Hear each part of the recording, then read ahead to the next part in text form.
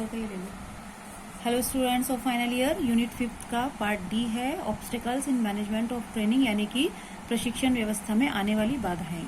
ठीक है, प्रसार प्रशिक्षण एक सम्मिलित प्रयास होता है। इसकी सफलता का श्रेय ग्रहणकर्ता, प्रसारकर्ता, प्रसार केंद्र, प्रसार निदेशालय, विविध प्रसार माध्यमों तथा इससे जुड़े अनगिनत व्यक्तियों को जाता है। यानी कि एक पूरा ग्रुप होता है जो इसमें इंक्लूड होता है। प्रशिक्षण की व्यवस्था इस प्रकार हो कि ग्रहणकर्ता द्वारा उसका सफल प्रयोग किया जा सके, लेकिन इसकी सफलता प्रशिक्षण व्यवस्थापक तथा प्रशिक्षण प्राप्त करने वाले दोनों पर ही निर्भर करती है। प्रशिक्षण की व्यवस्था में अपनाए गए नियम व नियमितताओं के बावजूद भी प्रशिक्षण व्यवस्था में कभी कभी कुछ बाधाओं का सामना करना पड़ता है। जैसे कि अब ये बाधाएं कौन कौन सी हैं जो प्रसार प्रशिक्षण व्यवस्था के अंतर्गत आती हैं। ऑब्स्टेकल्स, पहला है बजट, यानी कि फाइनेंस।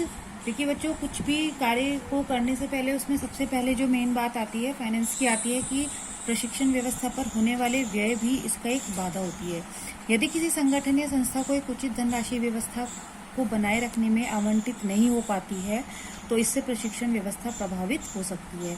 तो फाइनेंस यानी कि बजट सबसे महत्वपूर्ण इसका एक कारक होता है जो प्रशिक्षण व्यवस्था में एक बाधा होती है। देन सेकंड है वरिष्ठ प्रबंधन की संस्कृति, यानी कि जो मैनेजमेंट में प्रबंधक होते हैं, जो सीनियर प्रबंधक होते हैं, उनकी संस्कृति। किसी भी क्षेत्र जैसे कि ग्रामीण क्षेत्र में चलाए जा रहे प्रशिक्षण कार्यक्रम कई वरिष्ठ प्रबंधकों की निगरानी में संपन्न होते हैं। प्रशिक्षण व्यवस्था प्रसार कार्यकर्ता की अच्छी विशेषताओं के साथ साथ वरिष्ठ प्रबंधन, जैसे कि जो भी वरिष्ठ प्रबंधक हैं उनका लोगों के प्रति दृष्टिकोण क्या है, व्यवहार क्या है, उनकी नैतिक व धार्मिक मान्यताएं क्या है और उनका ग्रामीण लोगों के लिए सकारात्मक क्या उनकी सोच है। तो ये भी एक बहुत बड़ा प्रशिक्षण व्यवस्था में बाधा का कार्य करता है कि अगर उनका दृष्टिकोण नकारात्मक होगा तो प्रशिक्षण व्यवस्था में बाधा उत्पन्न हो सकती है। देन थर्ड है समय और स्थिरता, कि प्रत्येक काम अपने लिए समय की मांग करता है।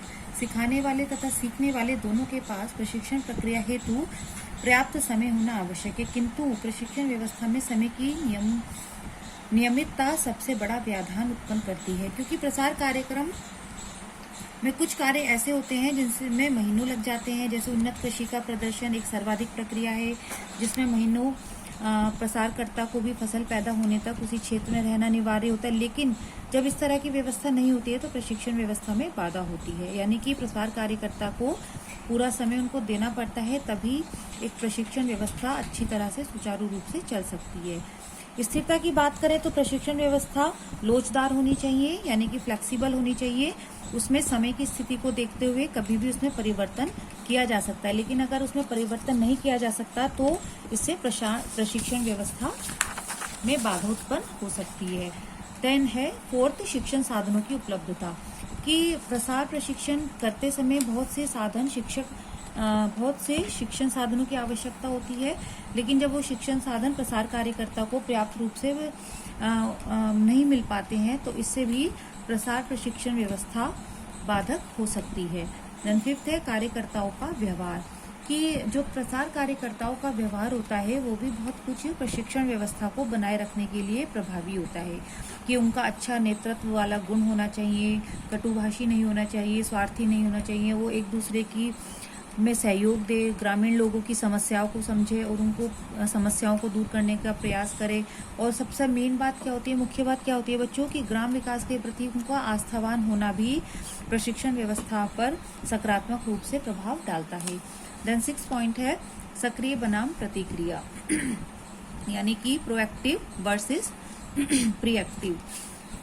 प्रशिक्षण व्यवस्था में सक्रिय होना तथा सक्रिय होकर प्रशिक्षण व्यवस्था तथा प्रशिक्षण कार्यों के प्रति प्रतिक्रिया प्रकट करना अत्यंत आवश्यक है, किंतु यदि व्यवस्था से जुड़े सभी कार्यकर्ता किसी भी कार्य की सक्रियता को स्वयं आरंभ करके उसके पक्ष में प्रतिक्रिया प्रकट नहीं करते तो इससे प्रशिक्षण व्यवस्था में बाधा उत्पन्न हो सकती है। यानी कि किसी भी कार्य को शुरू करते समय एक्टिव होना, सक्रिय होकर किसी कार्य को आरंभ करना, पूरी मैनेजमेंट जो भी उसमें वर्कर्स हैं सबका सहयोग, ठीक है ना, और फिर उसके लिए एक रेस्पॉन्स उसको मिलना, ये सबसे मुख्य बात होती है प्रशिक्षण व्यवस्था को सही तरह से बनाए रखने के लिए। Okay girls, thank you. Next lecture से साथ मिलती हूँ।